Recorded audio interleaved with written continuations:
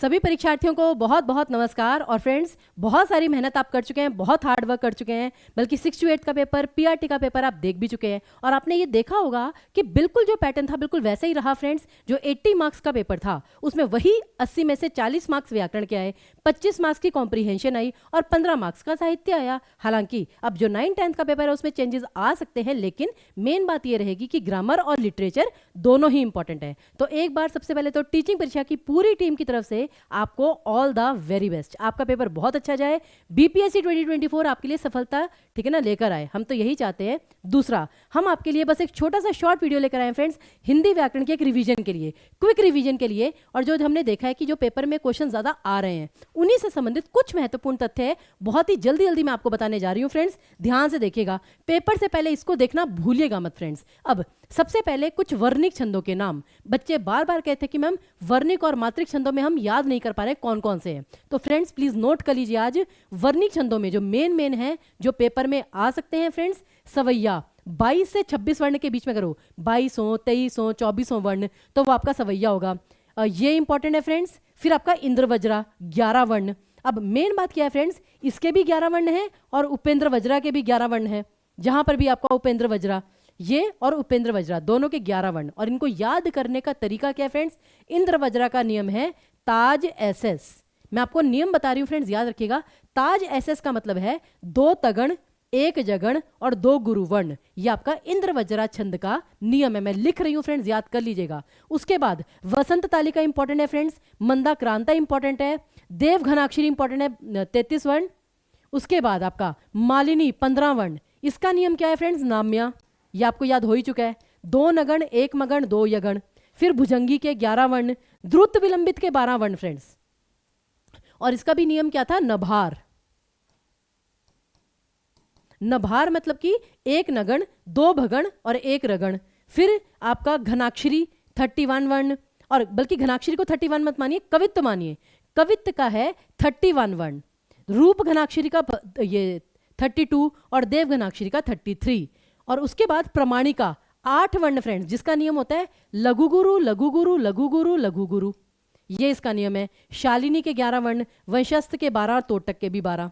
तो ये फ्रेंड्स, ये आपके वर्णिक छंद जो है कुछ मेन। अगली चीज क्या है फ्रेंड्स, आपकी ये मात्रिक छंद। अब मात्रिक में सबसे मेन चीज है जो बच्चों को कंफ्यूजन होती है कि मैम अर्धसम और सम मात्रिक छंद, इनमें नहीं हम बाइफरकेट कर पाते, तो वो मैं आपको बताने जा रही हूं। देखिए, इतने सारे छंद हैं, आपको सारे याद करने की जरूरत नहीं है फ्रेंड्स। अर्धसम मात्रिक छंद में केवल 4 नाम याद रखिए, सिर्फ 4 नाम। अभी देखा आपने, पेपर देखा है, अभी जो 2 दिन में पेपर हुआ है, मतलब बिल्कुल सिंपल पेपर आ रहा है और कल भी यही एक्सपेक्टेड है। तो देखिए फ्रेंड्स, बरवै, दोहा, सोरठा और उल्लाला, बस ये 4 नाम तो याद कर सकते हैं ना, कि ये 4 नाम भी नहीं याद कर सकते, सिर्फ ये 4 छंद याद कर लीजिए फ्रेंड्स, अर्धसम। बाकी अगर कोई छंद आए उसे सम मात्रिक छंद में डाल दीजिए। और उसमें भी कौन सा आ सकता है वो मैं आपको बताती हूँ। रोला गीतिका और हरि गीतिका आ सकता है। फिर आपको तोमर ये आ सकता है, या फिर चौपाई, राधिका, रूपमाला और सार ये आ सकता है। और राधिका छंद का नियम फ्रेंड 13-9 भी होता है, हालांकि 22 मात्रा सम मात्रिक है, लेकिन वैसे इसका नियम होता है 13-9। तो ये फ्रेंड्स आपके मेन है। और लास्ट में विषम, ये विषम मात्रिक छंद। विषम छंद क्या होते हैं, जिसमें 4 से ज्यादा चरण होते हैं, 2 चरण ये छंदों को मिलाकर बनता है। जैसे कि कुंडलिया, पहले 2 चरण दोहे के, 4 चरण रोले के। छप्पय में पहले 4 चरण रोले के, अगले 2 चरण उल्लाला के। तो ये फ्रेंड्स छंद में केवल इतना है। एक चीज और छंद में जो आपको याद रखनी है, और वो क्या है आपकी, वो है आपकी ये मात्राओं की गणना। क्योंकि वर्णों में तो आप क्या करते हैं, वर्ण तो बस इतने हैं जिसमें कोई स्वर नहीं है उसे आप छोड़ दीजिए, जो आधे वर्णों को, और जो पूरे वर्ण है बस उनकी काउंटिंग कर लीजिए। जैसे कि 1, 2, 3, इसमें आपके 3 वर्ण हैं, इसमें आपका 1 वर्ण है, इसमें आपके 3 वर्ण है, ग, ण, न, दैट्स इट। लेकिन मात्राओं की गणना प्लीज एक बार रिवाइज कर लीजिए। मूल स्वर जो है अ, ई, उ, री और चंद्र बिंदु, इन सब की आपकी 1 मात्रा आएगी फ्रेंड्स, और ये आपके लघु वर्ण में गिने जाएंगे। उसी प्रकार जो दीर्घ स्वर होते हैं आ, ई, उ, साथ ही साथ अनुस्वार और विसर्ग, ये सारे के सारे आपके 2 मात्रा में गिने जाएंगे और गुरु वर्ण में गिने जाएंगे। और साथ ही साथ जितने आपके संयुक्त स्वर हैं फ्रेंड्स, ए, ए, ओ, औ, ये चारों के चारों आपके 2 मात्रा में और गुरु वर्ण में गिने जाएंगे। प्लीज इस चीज को याद रखिएगा। उसके बाद ये आपको छंद में इतना याद कर लीजिए, पर्याप्त है। अगला अगला है आपका पदों का महत्व समास में। अब समास के फ्रेंड्स प्रश्न बहुत सारे आ रहे हैं। 6 to 8 वाले में 5 क्वेश्चन समास के आए हैं फ्रेंड्स, 4 या 5 क्वेश्चन, और अभी पीआरटी वाले में भी क्वेश्चन आया था, तो एक बार देख लीजिए। अव्ययी भाव समास में पूर्व पद प्रधान होता है, तत्पुरुष कर्मधारय और द्विगु में उत्तर पद प्रधान होता है, द्वंद्व समास में दोनों पद प्रधान होते हैं, और बहुव्रीहि में दोनों पद अप्रधान होते हैं क्योंकि कोई तीसरा अर्थ निकलता है। ये मैं जस्ट आपको क्विक रिवीजन बता रही हूं, जिसे देखकर आप शॉर्ट में रिवाइज कर सकते हैं। अगला देखिए फिर इन 6 समासों को पहचानने का तरीका, शॉर्ट ट्रिक है फ्रेंड्स, प्लीज नोट कर लीजिए सभी बच्चे कि अगर तो ठीक है ना। सबसे आसान क्या होता है फ्रेंड? द्वंद्व समास। सबसे आसान क्या होता है? द्वंद्व समास, जहां पर और, अथवा, या आदि ऐसे शब्दों का प्रयोग हो जब आप तोड़ते हैं। माता और पिता, गौरी और शंकर, हरि और हर, पाप और पुण्य, या फिर जैसे कहते हैं चाय वाय, तो चाय वाय अर्थात चाय आदि, तो ये उसका समास विग्रह होता है। कि अगर आपसे पेपर में बाई चांस पूछ लिया जाए कि चाय वाय, इसमें कौन सा समास है, अब बच्चा सर पकड़ के बैठे, अब उसका चलिए एक बार को मैं कहती हूँ द्वंद्व समास चूज भी कर ले। अगर पेपर में समास विग्रह आ गया तो चाय वाय का समास विग्रह होता है चाय आदि। उसी प्रकार द्वंद्व समास का एक और नियम है फ्रेंड्स, अगर दोनों पद संख्यावाचक हो, प्लीज अभी भी मैं कह रही हूं समय है, नोट कर लीजिए कि बच्चे संख्यावाचक शब्द को देखते, न्यूमेरिकल देखते ही द्विगु समास चूज कर देते हैं, जो कि गलत है फ्रेंड्स। द्विगु और द्वंद्व में अंतर यह है कि द्विगु समास में केवल पहला शब्द संख्यावाचक होता है, जबकि द्वंद्व समास में दोनों पद संख्यावाचक होते हैं, जैसे कि 33, 3 और 30, 44, 4 और 40। तो जहां पे दोनों पद संख्यावाचक है वहां पर आपका द्वंद्व समास आएगा। बहुव्रीहि समास इसलिए इजी है कि आपका तीसरा अर्थ निकलेगा, दिए गए दोनों शब्दों का तीसरा अर्थ निकल रहा है, बहुव्रीहि समास। तो ये 3 समास तो फ्रेंड्स बहुत इंपॉर्टेंट, ये इजी है। मुश्किल कहां आती है? इन पहले 3 में, ठीक है ना। लेकिन उसमें भी आप समझ सकते हैं कि कर्मधारय समास की 2 ही विशेषताएं हैं फ्रेंड्स, या तो जो 2 शब्द आपको दिए जाएंगे उसमें या तो उपमान उपमेय का संबंध होगा, यानी दोनों की आपस में तुलना हो रही होगी, या फिर दोनों में विशेषण विशेष्य का संबंध होगा कि एक शब्द दूसरे की विशेषता बतला रहा है, क्वालिटी बता रहा है।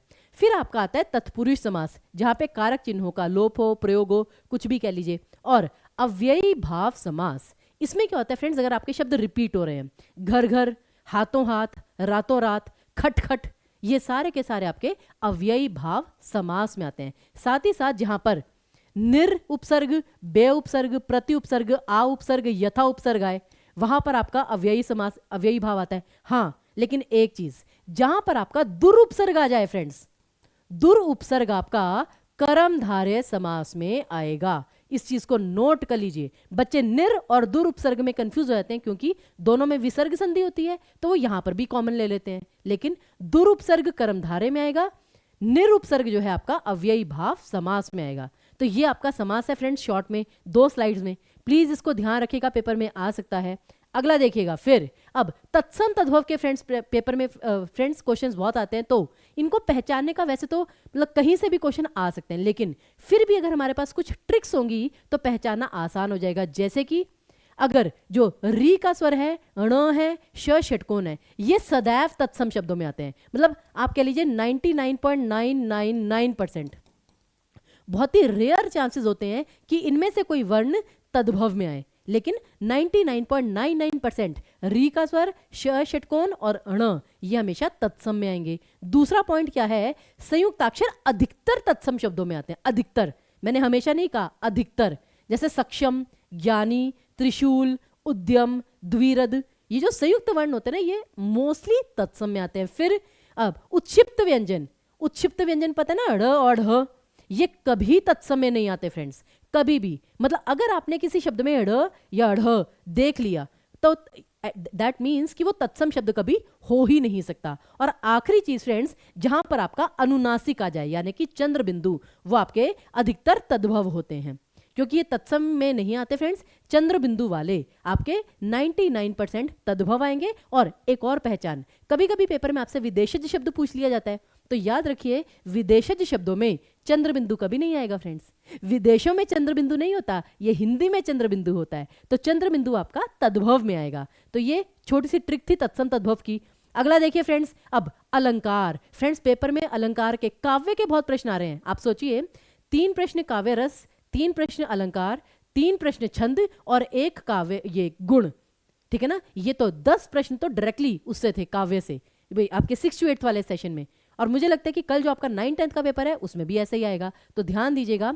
शब्दालंकार आपको पता है केवल और केवल 5 होते हैं, अनुप्रास, यमक, पुनरुक्ति या वीप्सा अलंकार, श्लेष और वक्रोक्ति। इनको शॉर्ट में मैं आपको फटाफट बता देती हूँ फ्रेंड्स।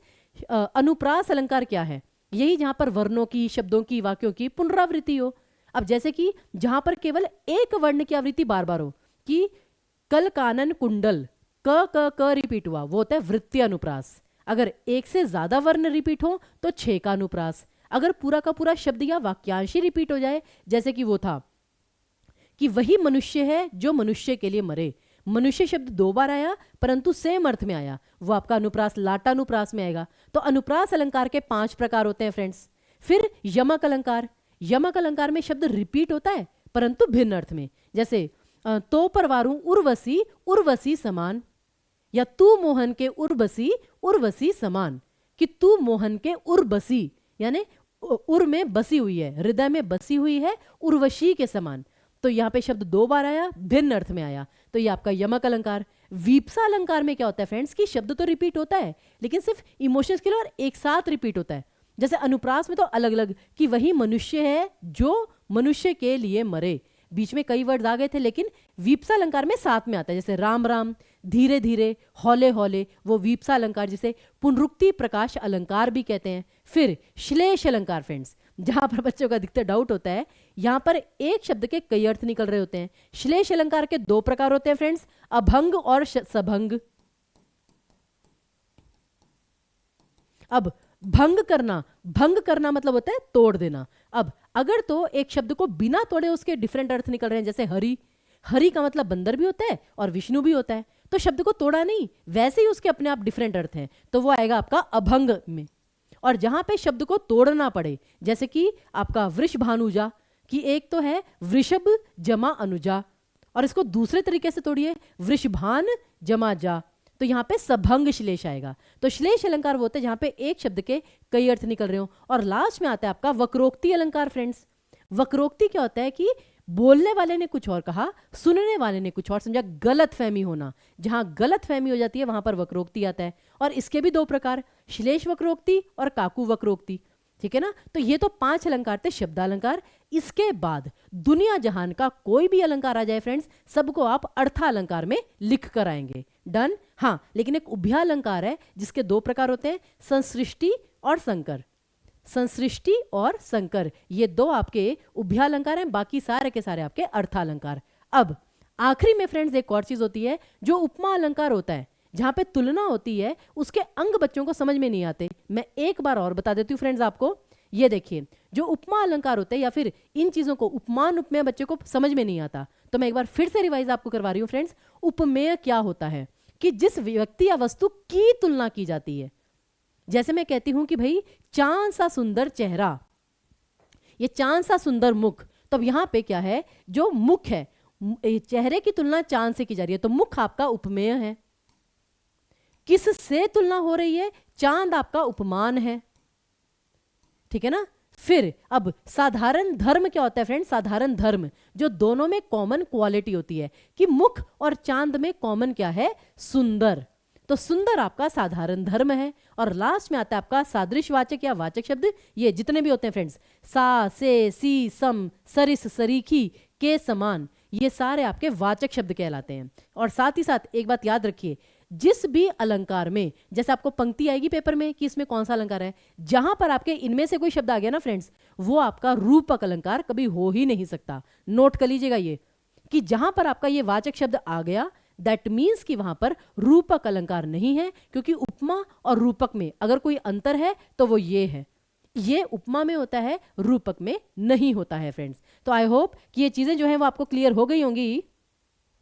और जैसे कल्पना सी अतिशय कोमल, अब यहां पर ध्यान दीजिएगा सभी बच्चे, कि कल्पना सी, तो सी तो आ गया फ्रेंड्स सादृश्यवाचक। फिर अब कल्पना सी अतिशय कोमल, तो अतिशय कोमल यानी बहुत ज्यादा कोमल, यह आ गया आपका साधारण धर्म।